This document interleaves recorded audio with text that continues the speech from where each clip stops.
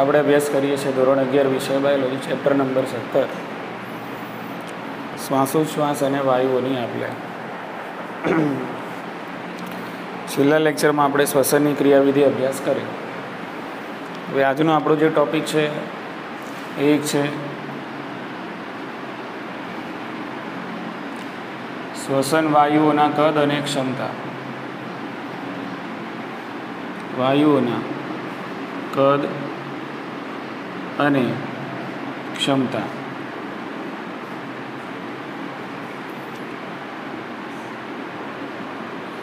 એના પછીનો આપણે બીજો જે ટૉપિક જોવાનું છે એનું નામ છે વાયુઓની આપલે. બંને ટૉપિક મજાના છે. વાયુઓની આપલે બંને ટૉપિક બહુ સરસ છે. અને આ જે છે ને ટૉપિક શ્વસન વાયુઓના કદ અને ક્ષમતા, એમાંથી અચૂક એક નીટમાં ક્વેશ્ચન આવતો હોય છે. બરાબર? તમને લાગશે જોઈને કે થોડું અટપટું છે એવું બધું, પણ એવું કશું છે નહીં. બહુ સરળ વસ્તુઓ છે. ચલો તો વધી આગળ. હવે તો શરૂ કરીએ શ્વસન વાયુઓના કદ અને ક્ષમતા. કદને આપણે કહીએ છીએ વોલ્યુમ. બોલો હા કે ના? અને ક્ષમતાને આપણે કેપેસિટી કહીએ છીએ. ક્ષમતાને આપણે કહીએ છીએ કેપેસિટી. તો અહીંયા જે કદ અને ક્ષમતા જોવાના છે એ આપણા શ્વસન વાયુઓના જોવાના છે. શ્વસન વાયુ એટલે શું? ઓક્સિજન અને કાર્બન ડાયોક્સાઇડ. બરાબર કે? હવે કેટલાક કદ છે તો કેટલીક ક્ષમતાઓ છે. જો તમને કદ ખબર હશે તો તમે શું શોધી શકશો?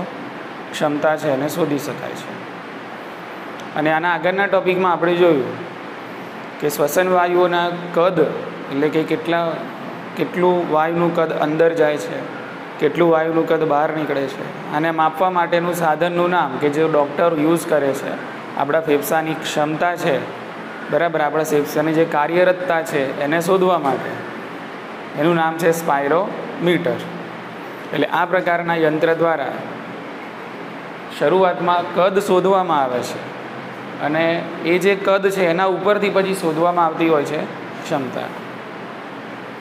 એટલે 4 અલગ અલગ કદ છે અને 5 અલગ અલગ ક્ષમતાઓ છે. બરાબર? એટલે પહેલી ચેલેન્જ એ છે આ ટૉપિકમાં કે આપણે એ પહેલાં તો નામ યાદ રાખવાના. એ પહેલી આપણી ચેલેન્જ છે. બરાબર? ઓકે. તો સૌથી પહેલાં આપણે અહીંયા વ્યાખ્યા ભણવાની છે અને સમજવાનું છે. એ છે ટાઇડલ વોલ્યુમ. Tidal volume. 2-3 વાર તમે વાંચશો ને તો બધું આ મોઢે થઈ જશે. શોર્ટમાં આપણે એને કહીશું ટાઇડલ વોલ્યુમ, એટલે આને કહેવાય ટીવી. બોલો, આટલી ખબર પડી ગઈ? ઓકે. એના પછી આપણે જે વ્યાખ્યા જોવાની છે એ છે inspiratory reserve volume. Inspiratory reserve volume. આને શોર્ટમાં આપણે લખી શકીએ IRV. બરાબર? એના પછી વ્યાખ્યા જોઈશું આપણે એક્સપાયરેટરી. ઇન્સ્પાયરેટરી એટલે એક્સપાયરેટરી એટલે બહાર. બરાબર? સમજીએ પછી વ્યાખ્યા પણ સમજીશું. એક્સપાયરેટરી રિઝર્વ વોલ્યુમ.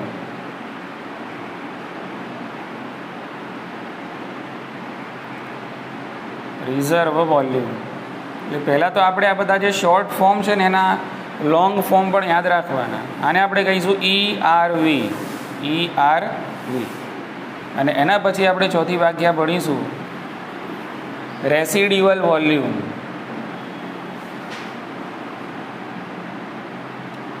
રેસિડ્યુઅલ વોલ્યુમ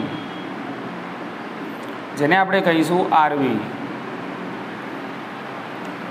એટલે આ બધા જે છે એ આ બધી જે ટર્મિનોલોજી છે, આ બધા જે શબ્દો છે તમને શ્વસન વાયુઓના કદનું સૂચન કરે છે. એટલે ટોટલ કેટલા પ્રકારના શ્વસન વાયુઓનો કદ માપવામાં આવે છે? 4 પ્રકારે. Tidal volume, inspiratory reserve volume, expiratory reserve volume અને રેસિડ્યુઅલ વોલ્યુમ. આ ખબર હશે તો આમના સરવાળા કરીને તમને મળશે ક્ષમતા. બરાબર ને? ઓકે. ચલો ટાઇડલ વોલ્યુમ શું છે એ જોઈ લઈએ. તો આ ટાઇડલ વોલ્યુમ છે એટલે સિમ્પલ મિકેનિઝમ છે. દાખલા તરીકે હું આમ શાંતિથી નોર્મલ ઊભો રહું છું, બરાબર, અને હું શ્વાસ લઉં છું. ઊંડો શ્વાસ બી નથી લેતો, નોર્મલ બ્રિધિંગ. તમે બેઠા છો તો નોર્મલ બ્રિધિંગ કરો છો ને, એટલે કેટલી હવા શ્વાસમાં અંદર લેવાય છે અને કેટલી હવા ઉચ્છ્વાસ દ્વારા બહાર નીકળે છે, દેટ્સ ઓલ. આને કહેવાય છે ટાઇડલ વોલ્યુમ. બોલો, ખ્યાલ આવી ગયો ને? સામાન્ય શ્વાસ અને સામાન્ય ઉચ્છ્વાસ, બરાબર, દ્વારા લેવાતી જે હવા છે, એટલે કે લેવાતું હવાનું જે કદ છે એને કહેવાય ટાઇડલ વોલ્યુમ. ઉતરી ગઈ મગજમાં વાત? ઓકે. તો સામાન્ય શ્વસન એટલે આમાં બંને વસ્તુ આવી ગઈ, શ્વાસ અને ઉચ્છ્વાસ, બરાબર. તો સામાન્ય શ્વસન દરમિયાન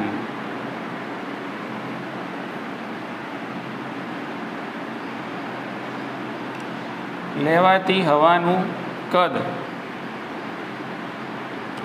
જેને ટીવી કહે છે. હવે એનું એક સામાન્ય મૂલ્ય છે કે ભાઈ સામાન્ય તંદુરસ્ત વ્યક્તિ હોય તો એક વખતમાં કેટલી હવા અંદર લે છે ને કેટલી હવા બહાર કાઢશે, તો એનું મૂલ્ય છે 500 ml. તો ટીવી કેટલું હોય છે? આ સામાન્ય રીતે 500 ml એક શ્વસન દરમિયાન, વન ટાઈમ. પણ તંદુરસ્ત વ્યક્તિ હોય તો 1 મિનિટમાં કેટલી વખત શ્વાસ લે? 12 થી 16 વખત. એટલે આના ગુણ્યા કેટલા કરવાના? 12 અને 16. એટલે 12 ગુણ્યા 500 કરો તો આપણને શું જવાબ મળશે? 6000 મળશે. ઓકે. અને 16 ગુણ્યા 5 કરશું એટલે 8000. બોલો, ખ્યાલ આવી ગયો? પણ આ જે મૂલ્ય તમને મળ્યું 6000 ml થી 8000 ml, આ કહેવાશે પર મિનિટ. શું કહેવાશે? પર મિનિટ. અને આ 5000 ml જે મૂલ્ય તમને મળ્યું એ કહેવાશે પર બ્રીથ, એક શ્વાસ દરમિયાન. એટલે આપણે શ્વાસ કેટલી વાર લઈએ છીએ? 14 થી 12 થી 16 વખત. એટલે આના ગુણ્યા 12 કરવાના તો 6000 જવાબ આવે, અને 16 ગુણ્યા 500 કરો તો 8000 જવાબ આવે. એટલે આ થઈ ગયું ટાઇડલ વોલ્યુમનું. આ થઈ ગઈ તમારી રેન્જ ટાઇડલ વોલ્યુમની પર મિનિટ. અને એક શ્વાસ દરમિયાન પૂછાય તો શું લખશો? 500 ml. આટલું તંદુરસ્ત વ્યક્તિ હોય તો આટલું હોવું જોઈએ. આને ટાઇડલ વોલ્યુમ કહેવાય. ચલો, એના પછી આવે છે ઇન્સ્પાયરેટરી રિઝર્વ વોલ્યુમ. બહુ સરળ વસ્તુ છે. જુઓ, ઇન્સ્પાયરેટરી રિઝર્વ વોલ્યુમ. રિઝર્વ એટલે વધારાનું. હા કે ના? રિઝર્વ એટલે વધારાનું. જુઓ, હું નોર્મલ શ્વાસ લઉં છું અત્યારે, બરાબર. પછી દબાણપૂર્વક શ્વાસ લઉં છું. નોર્મલ તો લઈ લીધો શ્વાસ, પછી હવે જે વધારાનું કદ દાખલ કર્યું ને એને કહેવાય ઇન્સ્પાયરેટરી રિઝર્વ વોલ્યુમ. સેટ થઈ ગયો મુદ્દો? જો નોર્મલી તો શ્વાસ લઉં છું એ તો કયું? Tidal volume. શું કયું? ટાઇડલ વોલ્યુમ, બરાબર ને. પછી ઊંડાણપૂર્વક શ્વાસ લઉં છું. આ જે ગયું ને હવે વધારાનું, એને કહેવાય, એ વધારાનું ગયું રિઝર્વ. બોલો, ખ્યાલ આવી ગયો ને?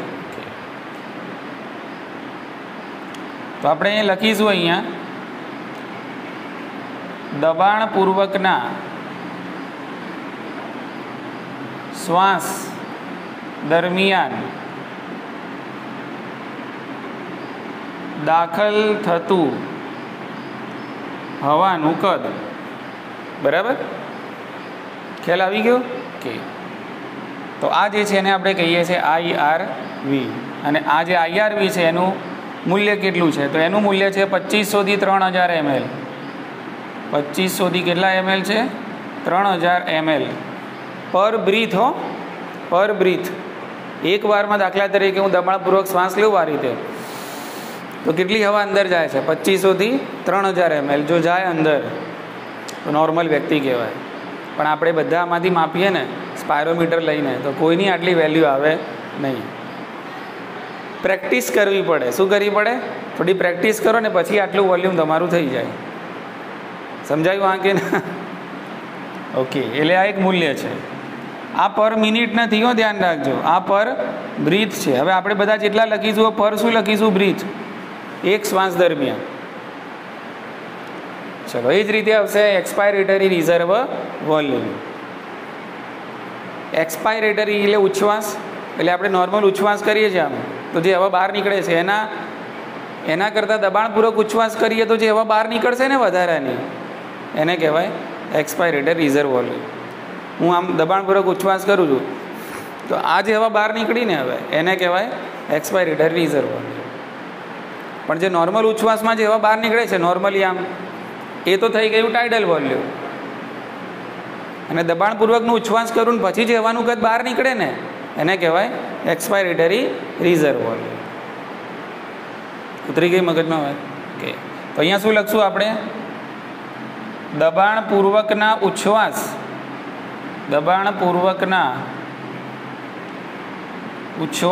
બાદ બહાર નીકળતું હવાનું કદ એને કહેવાય ERV. અને IRVનું જે સામાન્ય મૂલ્ય આપણને મળે છે એ છે 1000 થી 1100 ml. 1000 થી 1100 ml પર બ્રીથ. બરાબર? ચાલો, એના પછી આવે છે રેસિડ્યુઅલ વોલ્યુમ.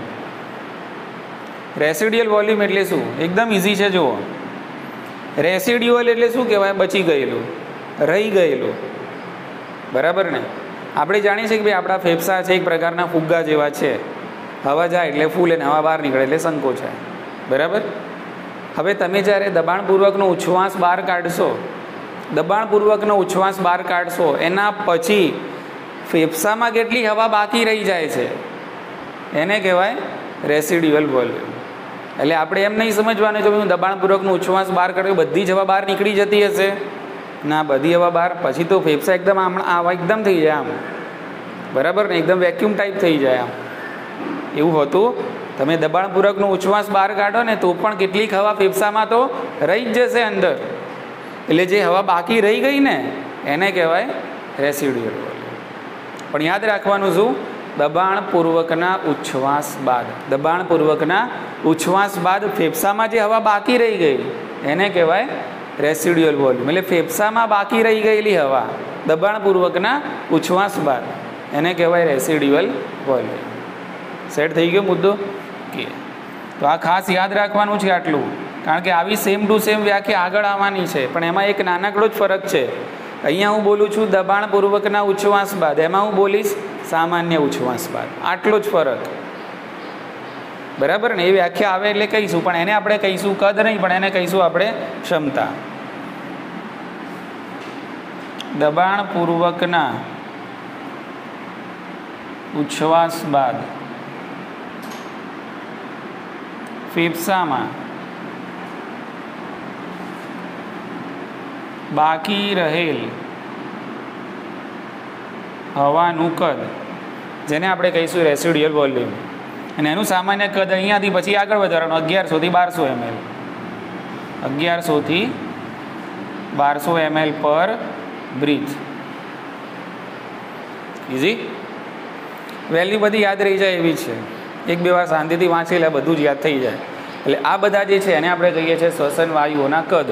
એટલે કદ ટોટલ 4 છે: tidal volume, inspiratory reserve volume, expiratory reserve volume અને રેસિડ્યુઅલ વોલ્યુમ. તો જો તમને કદ ખબર હશે તો તમે શોધી શકશો હવે ક્ષમતા. એટલે હવે આપણે શોધીશું 5 ક્ષમતા. બરાબર?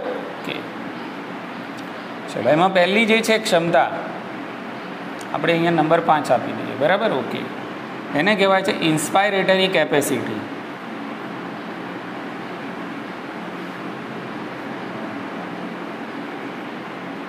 ઇન્સ્પાયરેટરી કેપેસિટી.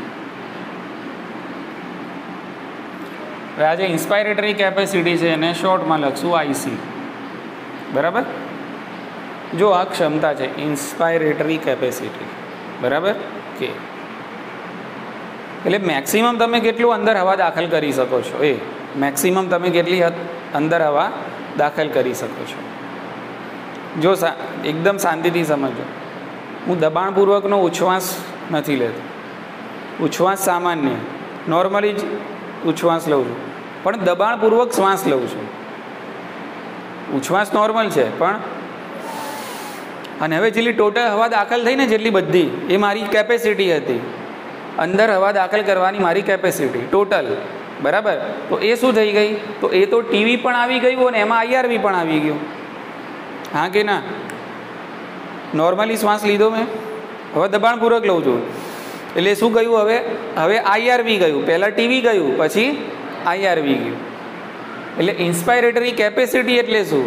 ટીવી વત્તા આઈઆરવી. ઉતરે છે મગજમાં વાત? ખ્યાલ આવી ગયો ને? ઓકે. એટલે ઇન્સ્પાયરેટરી કેપેસિટી એટલે કે સામાન્ય ઉચ્છ્વાસ બાદ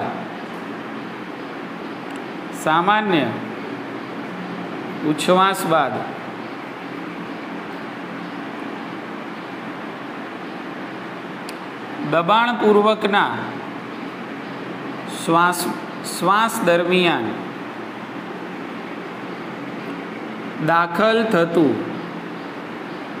હવાનું કુલ કદ છે. એનો મતલબ એમ કે આઈસી બરાબર ટીવી વત્તા આઈઆરવી.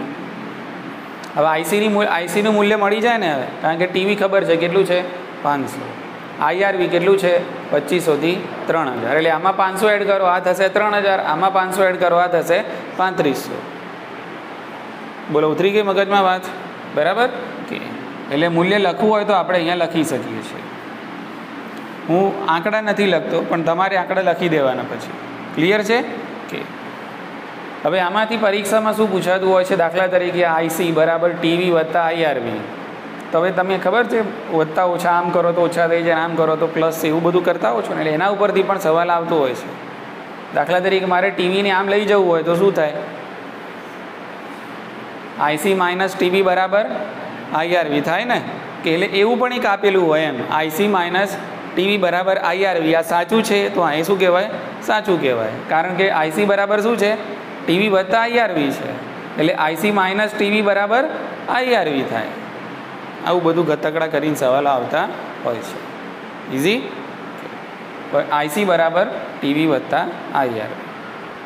જો આ શબ્દ છે ને, આ ક્ષમતા છે. ક્ષમતા એટલે મેક્સિમમ તમે કેટલો શ્વાસ અંદર લઈ શકો છો એ. દેશી ભાષામાં કહીએ તો મેક્સિમમ તમે કેટલો શ્વાસ અંદર લઈ શકો છો એ. બરાબર? એટલે નોર્મલ તો ટીવી તો જાય છે જ, અને દબાણપૂર્વક જે લો છો એને શું કહો છો? આઈઆરવી. એટલે કેપેસિટી તમારી શું થઈ? ટીવી વત્તા આઈઆરવી. બરાબર ને? ચલો આનાથી બિલકુલ ઊંધું, એક્સપાયરેટરી કેપેસિટી.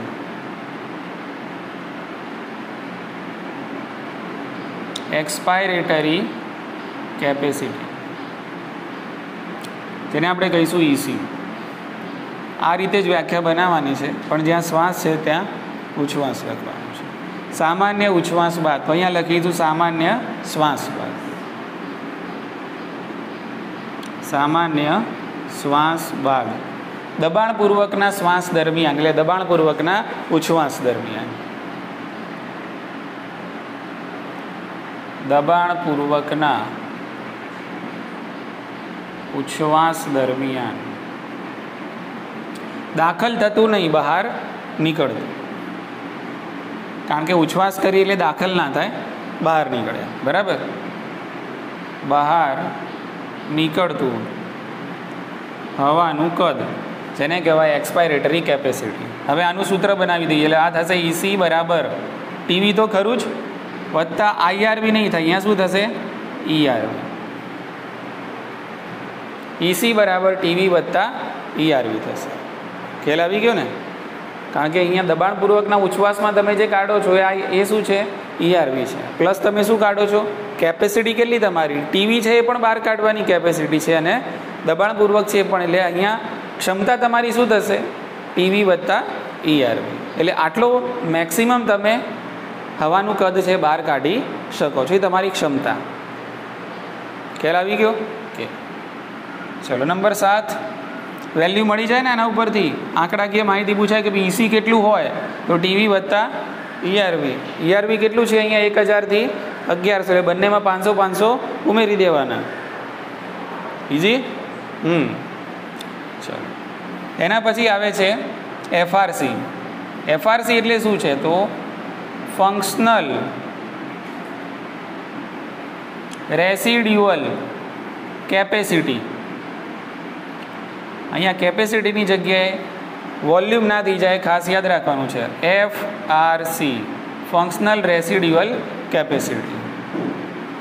આ રેસિડ્યુઅલ વોલ્યુમ છે આ શું છે? રેસિડ્યુઅલ કેપેસિટી છે. બસ આટલો ફરક. વ્યાખ્યામાં બી બહુ બારીક ફરક છે. દબાણપૂર્વકના ઉચ્છ્વાસ બાદ એવું અહીંયા નહીં લખવાનું. અહીંયા લખવાનું સામાન્ય ઉચ્છ્વાસ બાદ બાકી રહી ગયેલ ફેફસામાં હવાનું કદ, એને કહેવાય છે ફંક્શનલ રેસિડ્યુઅલ કેપેસિટી. આટલો બારીક જ ફરક છે આ બંને વચ્ચે. બરાબર? તો અહીંયા છે સામાન્ય ઉચ્છ્વાસ બાદ ફેફસામાં બાકી રહી ગયેલ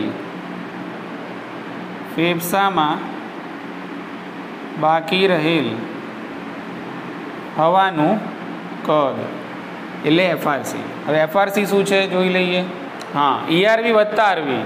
હા, ઓકે. તો એફઆરસી બરાબર અહીંયા થશે ઈઆરવી વત્તા RV. Okay. Functional residual capacity, તો સામાન્ય ઉચ્છ્વાસ બાદ ફેફસામાં બાકી રહેલ હવાનું કદ. હવે બાકી રહેલ હવાનું કદ તો આરવી તો ખરું જ. બરાબર? અને અહીંયા ઉચ્છ્વાસ કેવો લઈએ છીએ આપણે? સામાન્ય. એટલે બીજું શું વધ્યું અંદર? ઈઆરવી. એટલે દબાણપૂર્વકનો જે ઉચ્છ્વાસ છે એ તો તમે લીધો નથી, તમે કેવું લીધો છે? સામાન્ય ઉચ્છ્વાસ. એટલે ઈઆરવી બી હજુ અંદર જ છે અને આરવી પણ અંદર જ છે. એટલે ફંક્શનલ રેસિડ્યુઅલ કેપેસિટી એટલે ફેફસામાં ઉચ્છ્વાસ બાદ મેક્સિમમ કેટલી હવા રહી શકે છે, તો એ શું થશે? ઈઆરવી વત્તા આરવી. ક્લિયર? ચલો, એના પછી છે વાઇટલ કેપેસિટી. વાઇટલ કેપેસિટી એટલે શું? તો વાઇટલ કેપેસિટી એટલે કે દબાણપૂર્વકના ઉચ્છ્વાસ બાદ તમારા શ્વાસોશ્વાસની અંદર જે હવાનું મહત્તમ કદ છે એને કહેવાય છે વાઇટલ કેપેસિટી. તમે દબાણપૂર્વકનો ઉચ્છ્વાસ લઈ લીધો, બરાબર? ઓકે. અને એના પછી શ્વસન માર્ગની અંદર જે હવાનું કુલ જે કદ છે એને કહીશું આપણે વાઇટલ કેપેસિટી. અથવા તો બીજા શબ્દોમાં કહીએ તો દબાણપૂર્વકનો તમે શ્વાસ લો છો, બરાબર? ઓકે. એમાં જે હવા દાખલ થાય છે એ પ્લસ, બરાબર? એટલે વાઇટલ કેપેસિટી બરાબર શું થશે? તો ટીવી પણ આવી જશે એમાં, વત્તા આઈઆરવી પણ આવશે, વત્તા ઈઆરવી. એટલે આ ત્રણનો સરવાળો થશે જેને કહીશું આપણે વાઇટલ કેપેસિટી. ક્લિયર છે?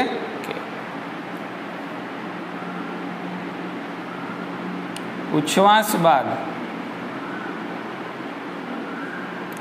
શ્વાસોશ્વાસમાં હવાનું મહત્તમ કદ